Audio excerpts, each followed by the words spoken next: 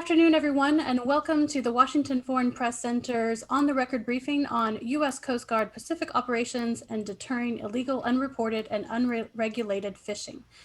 My name is Jen McAndrew, and I am the moderator today.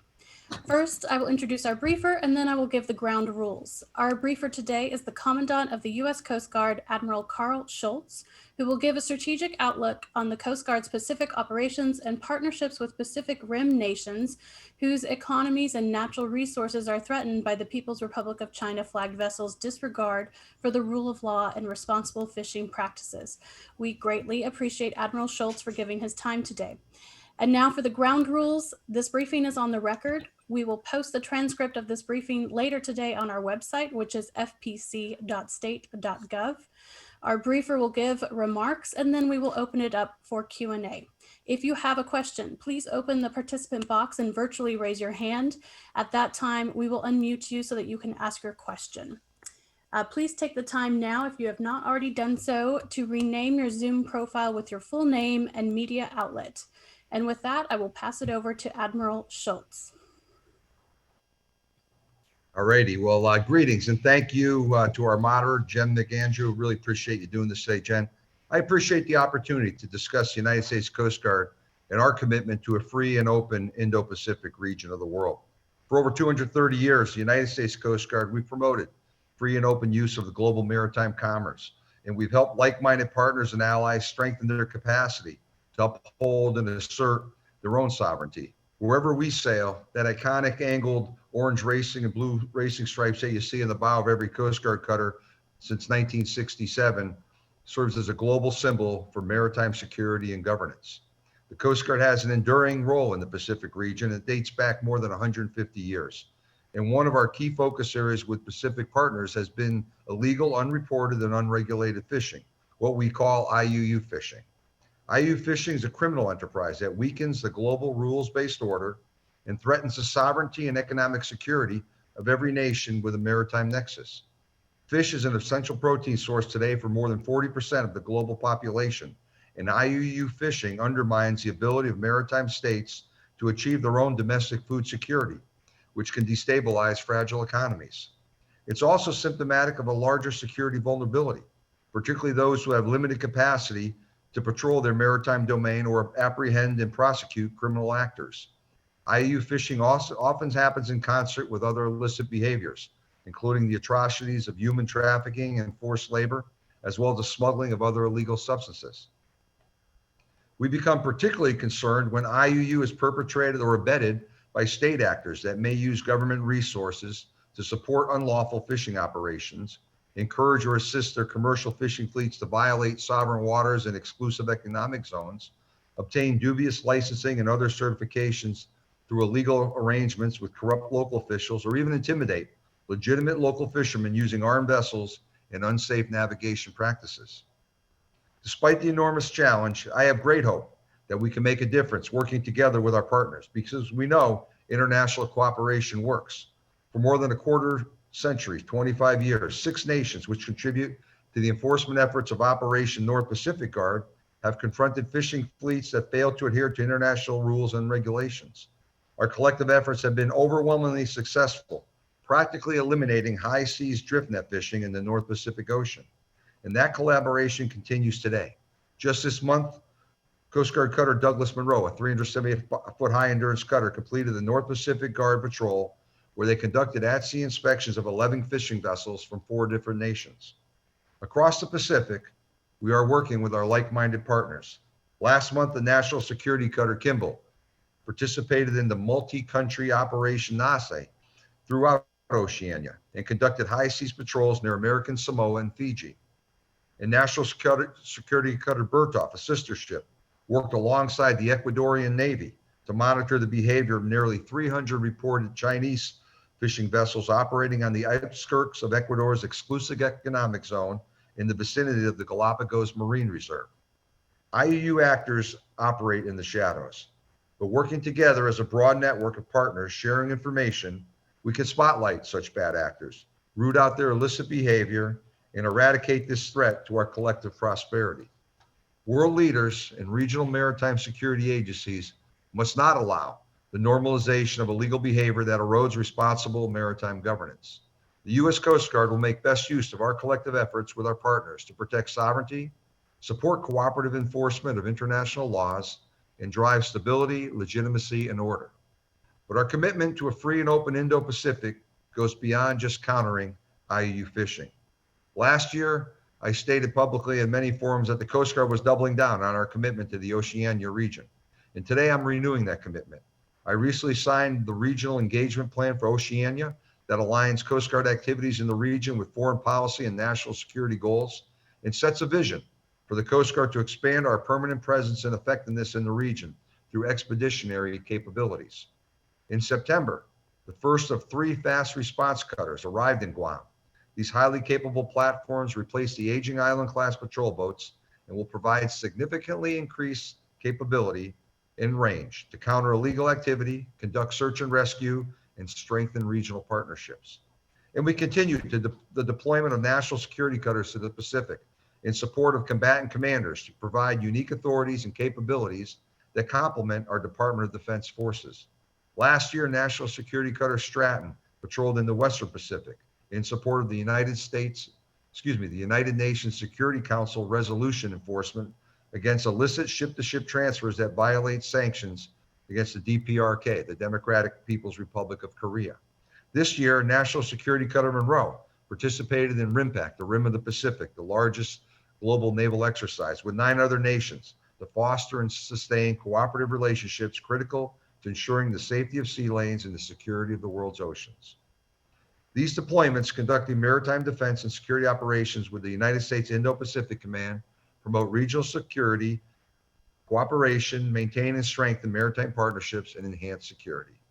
And lastly, our long-term commitment to capacity building in Indo-Pacific spans the range of Coast Guard expertise, including the transferring of excess defense articles, participating in multinational security exercises, developing bilateral search and rescue and law enforcement agreements, hosting shipriders, and deploying training teams to build proficiency.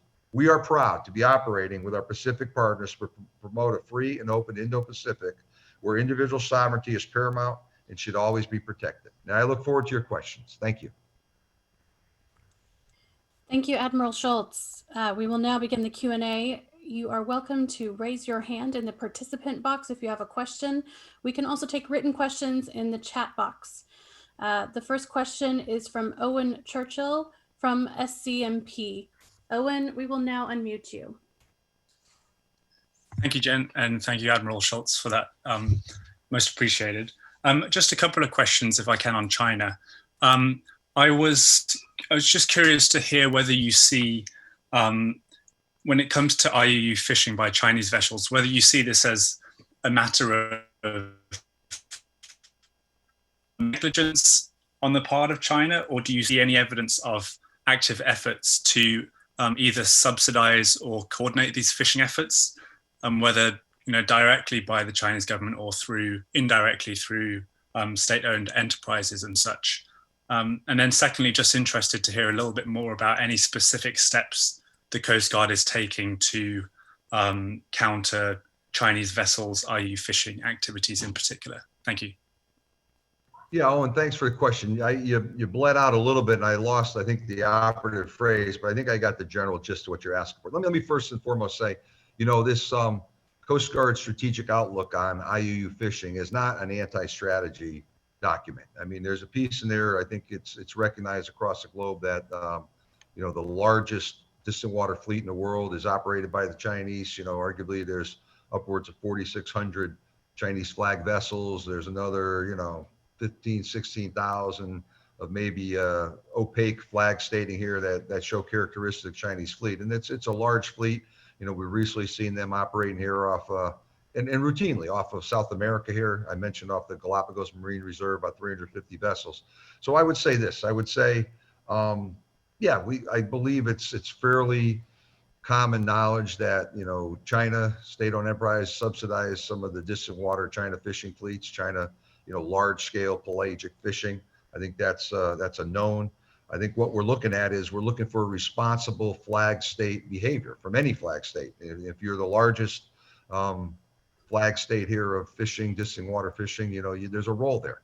when you're operating 9,000 miles from China off of the Galapagos, you're a long way from home. I haven't seen a Chinese enforcement vessel in this hemisphere anytime recently. I think, you need to look at that. I think when you look at the transparency or the lack of transparency around flag states off the western coast of Africa, the eastern coast of Africa, ships, boats with Chinese characteristics that now are showing a Ghana flag or Senegalese flag, those things require scrutiny. And what we're looking to do, I think there's a maritime domain awareness element of this. How do we paint the picture of what activities are going on across the world's oceans to a greater degree than we are today? That's a partnership between the Coast Guard, other law enforcement, and maritime fisheries agencies. I think there's a partnership with academia and folks that are more expertise than us in big data analytics, because we have to see the problem. Then I think it's like-minded nations getting together and talk about the problem. And I think with that behavior, we'll start to see different behaviors. If we had a national security cutter, the Bertov, operate for a few short days out there with the Ecuadorian Navy in vicinity of that 350 ship fleet off the Galapagos. And, we saw some changed behavior with the fleet. We identified about a dozen or so vessels that were showing some characteristics that may have been inconsistent with sort of their stated behavior. AIS, automatic identification system transponders, not depicting their location, maybe turned off, or maybe some spoofing where a ship's location and the transponder didn't correlate. So we turned that information over to the Ecuadorian Navy. We're not indicating that Chinese fishing off of Latin America, South America is illegal, but when it's in excess of the agreements, when it's moves into a host nation's seas without permission, then we start to have some problems. And we do see indicators across the globe where some of those behaviors are going on. And I think it would be disingenuous to say some of that doesn't point back to ships that are of Chinese flag or maybe opaquely showing a different flag.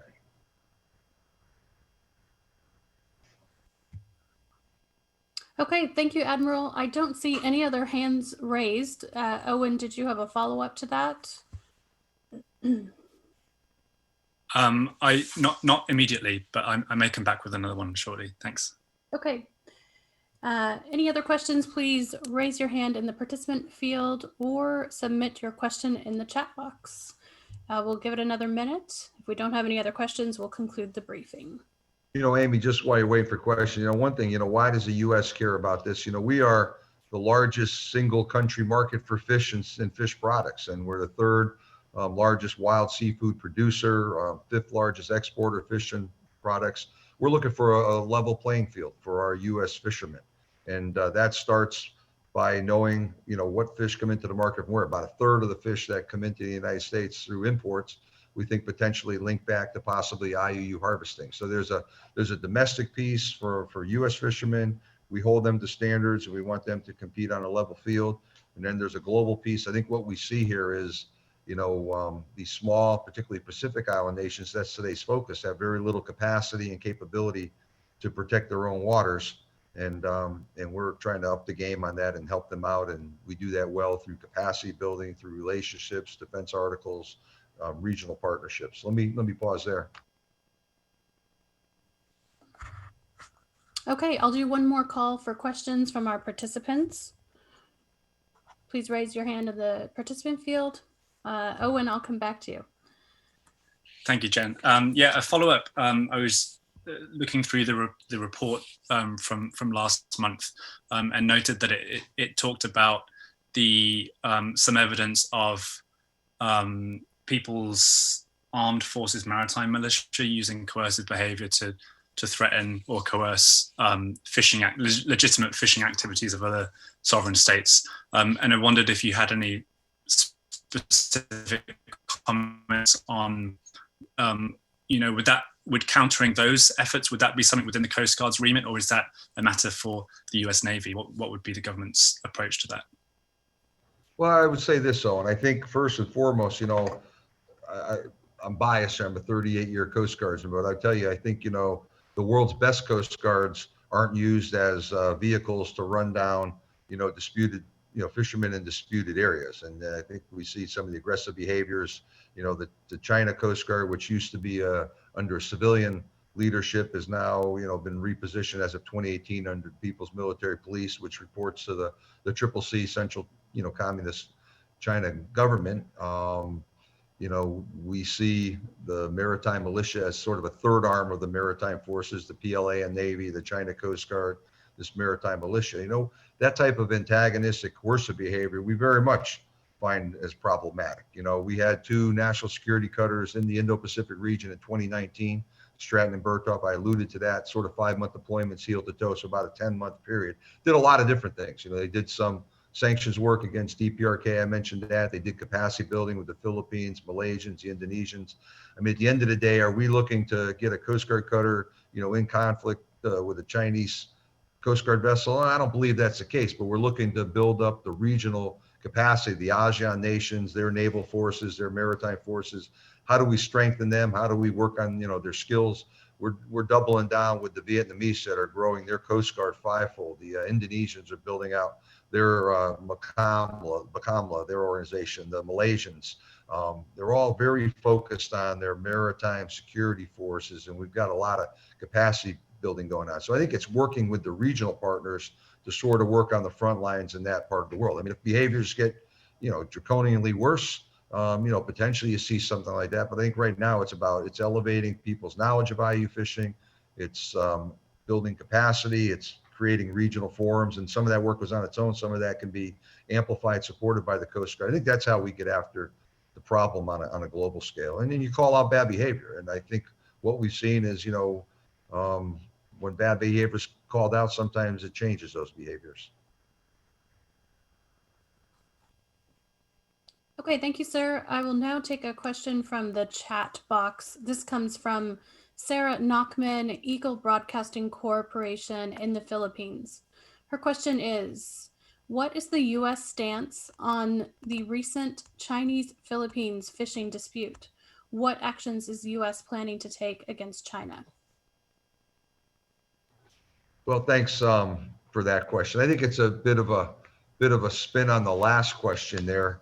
Again, the U.S. government, we're focused on regional collaboration, partnerships, strengthening. Matter of fact, the Philippine Coast Guard, I visited with them here about a year or so ago, and you know, they're a Coast Guard that's up around 12,000, 13,000 strong, with a vision to grow to 35,000. They're the Navy that's, I think, less than 14,000. They very much see the Coast Guard as a key enabler of their sovereign maritime interests.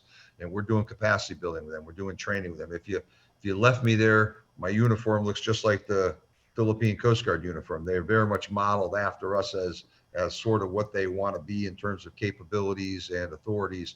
They've got tremendous support coming in from Japan Coast Guard in terms of giving them some patrol vessels.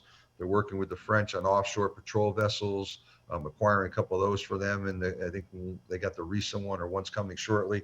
So I think it's more through that multilateral approach where we're helping those regional actors versus the Coast Guard, United States Coast Guard, coming over there and getting the, you know, in the middle of a Philippine China Coast Guard dispute over a you know, an island location, a fishing location. Ours would be to enable and bolster their capacity, their sort of fortitude to press back against, in this case, if it's an aggressive China, press back against. Again, I don't want to make this anti-China. It's not the case at all. It's just about protecting sovereign interests and sovereign nations' right to protect their interests, their exclusive economic zones.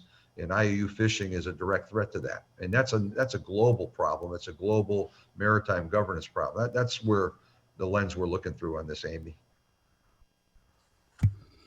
Okay, I'll do one last call for questions. You can raise your hand or submit in the chat box. We'll give it just 30 seconds here.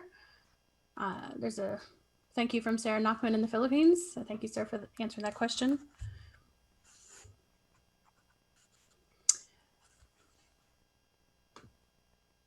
Okay, if there are no other questions, I'll turn it over to the Admiral to make any closing remarks, and then we'll conclude it there. Yeah, no, I would just say in closing, thanks for the opportunity to chat with you today. Jen, thanks for leading this. I think I said Amy, my apologies, but thanks for pulling this together. You know, what this is all about is the Coast Guard's been doing fisheries enforcement, domestic fisheries enforcement, international IUU fisheries enforcement. We're up in our game. We think we have a strong standing here as a maritime agency on the international front. So we're bringing like-minded partners. We have a seat at IMO, the International Maritime Organization, that meets in London here multiple times a year through the subcommittees. And what we're trying to do is frame a coherent strategy, bring in like-minded interests, draw attention to this global problem. 90+% of all the world's fisheries are what they call overfished, overexploited, overextended. And that's a problem, particularly when 40% of the world's population derives its protein from the sea. So this is about, good governance, model maritime code, free and open seas. And we're excited about being at the table with like-minded partners and look forward to the work going forward. Again, thanks, Jen, for your help today. Thank you, Admiral Schultz. That concludes today's briefing. The transcript will be posted within 24 hours on our website. Thank you to all who participated, and good afternoon.